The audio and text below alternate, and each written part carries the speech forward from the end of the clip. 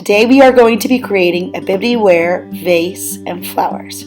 We're going to make our vase look like a teapot instead of a traditional vase. I take my etching paper, I've flipped it over to the white side for me to be able to draw on it. My first step, I'm going to make my vase very trapezoid shaped. So I'm creating two diagonal lines. I'm going to leave enough space for my spout because I'm making it like a teapot. And I'm also going to create a lid that I will detach later because I'm going to add flowers into the teapot, and it'll be just kind of on the table of my still life. Remember, still lifes are objects that don't move. So I've created two diagonal lines to create a trapezoid shape. I create a letter C for the handle. I'm going to create a curved line for the spout. And then at the top, to create the lid, I've made an oval, and then I just bring down a trapezoid shape. Once I've formed my teapot the way I like it, I'm going to then cut it out. Now we will be gluing this teapot later on onto the watercolor paper, so it's okay for whenever you're cutting out around the handle to get that little circle spot cut out. The best thing to do is just kind of cut along that one line, because if it comes off, it's okay, because we're going to glue it onto a background paper for our flowers. So I'm cutting my etching paper all the way around. Once I have my teapot cut out, I'm going to then use a toothpick to etch on my etching paper.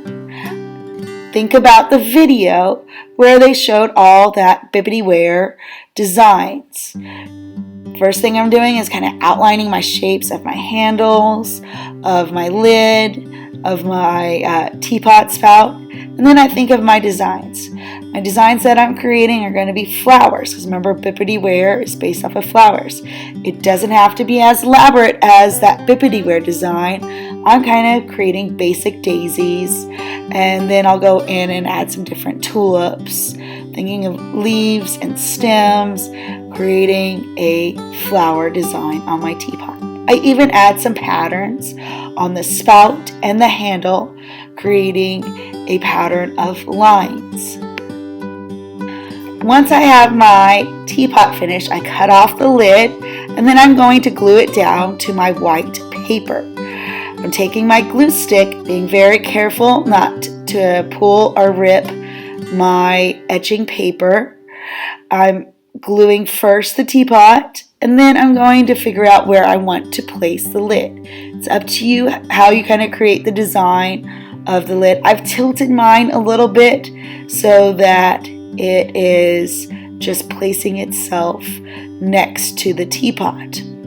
Once I have my teapot glued down, I'm going to start to paint my flowers in my teapot. Now it is up to you what type of flower you place in your teapot.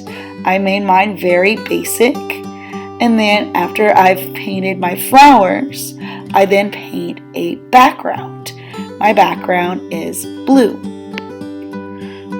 Once you finish painting your picture, because we're using watercolors, we've made it very watery, because remember, watercolor should have water on it. We're going to add some salt to it. We're not adding a lot, it's just a little tiny pinch. We're going to sprinkle it onto the paper.